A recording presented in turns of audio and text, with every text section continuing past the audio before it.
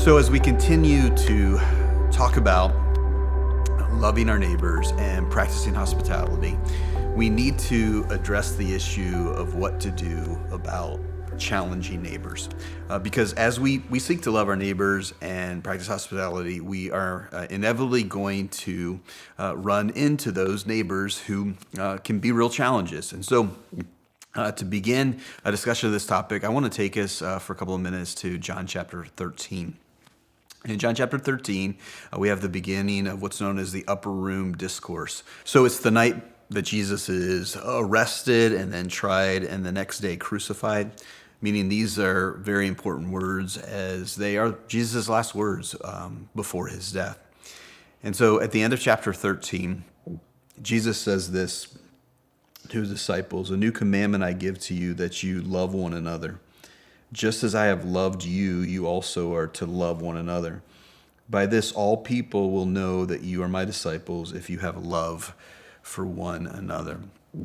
So again, Jesus is saying, as I have loved you, love one another. And if we back up a little bit earlier in chapter 13, Jesus gives the disciples a great picture of his love for them. When he gets down on his hands and knees, he takes a towel, a basin of water, and he washes each of his disciples' feet. Now, many of us today consider feet to be rather disgusting, and this is not something that we would certainly want to do, but it takes on a whole new level when we consider that in those days many people went without shoes. At best they had sandals. There weren't the sanitary conditions that we have today, and so feet were inevitably then very dirty and disgusting, and for the Jews it was so much the case that really literally only servants would wash people's feet. And so just consider this. This is Jesus, the God of the universe, who is taking pretty much the lowest place, the worst job or role that you could have. And yet he is willing to do that in order to show how much he loves his disciples.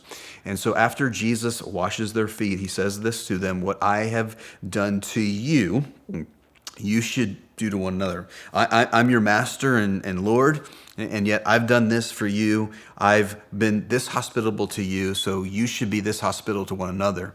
And then taken in conjunction with the end of John 13, he tells us that as we do this, as we are hospitable and we care and we love on one another, we serve one another, that is how the world gets to see that we are his disciples. That's how we display the gospel. We show God's love to people by showing that love through the way that we love them. And there's just one more thing I want to add here. We've got to keep in mind that when Jesus does this for the disciples, they were not great friends to Jesus. They were difficult. They had to make it really, really challenging to not simply just be their Lord, but also his friend. These are the guys who, in just a matter of a few hours, they're all going to abandon him. Peter's going to deny him 3 times. They're going to leave him utterly alone. So you talk about challenging neighbors, challenging people. The disciples were extremely challenging for Jesus, and yet he still loved them. And this is just a picture, of course, of not only how he loved them, but how he has also loved us, because we are all difficult. We are all, before he saves us, in rebellion against him. As Romans chapter 8 tells us that we were hostile to him. And as Romans chapter 5 says, that it was when we were still sinners that Christ died for us. That's how God demonstrated his love for us. And now, again, when we talked about this a number of times already, as God has done that for us, we can and we should go out and do the same for those challenging neighbors that we interact with. So let's talk about some of the challenging neighbors that you may encounter. Remembering, of course, that this is not limited to those who live right next door to you, as Chris mentioned this already, but it's anyone really that you come into contact with throughout your day, just like the Good Samaritan. It's the people also that you're trying to actively build a relationship with and invite into your home and honestly invite into your life. And just like Chris said, even though it's worth it, it's not always easy. So what do we do when we are faced with these challenging neighbors? Let's talk about some of those. The first one you might encounter is the obstinate or ornery neighbor. Do you mean ornery? Yes, Chris. Yes, I do. I would describe this as someone who is being ugly to me, maybe right now. We are called to be peaceable and honorable when faced with hardships. We are to love our enemies when they persecute us. We are to meet others' needs by feeding them and clothing them. These are all biblical principles that we're pretty familiar with. Another one would be to live at peace with all men as much as it depends on you, even when it's not your fault.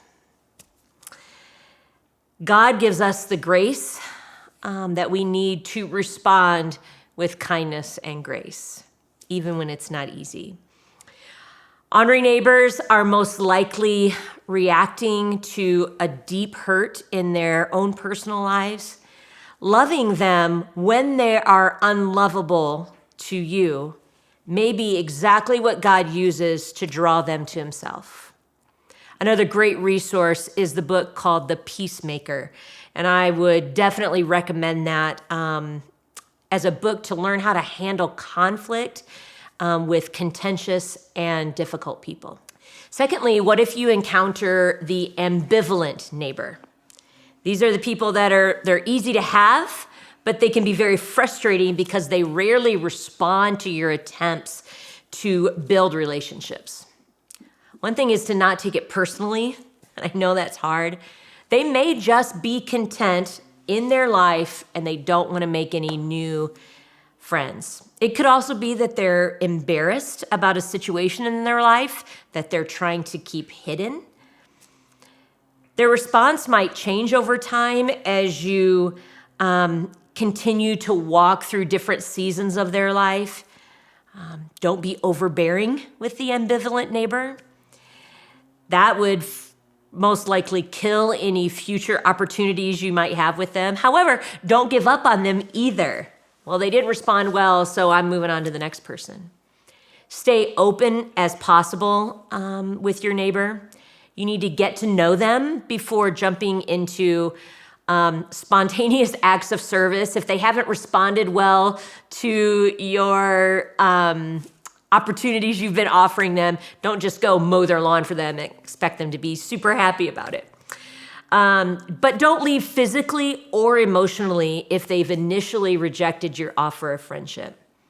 Also, another thing that is easy to recognize in Southeast Iowa is consider staying right where you are so that you become a stable neighbor that others can turn to.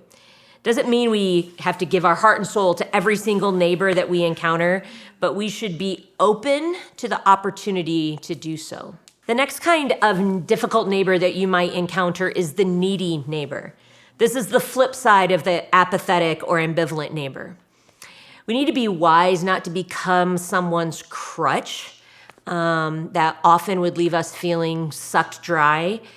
We need to keep the gospel at the forefront and follow Christ's example to die to ourselves, of course, but we also need to establish boundaries if we have a needy neighbor.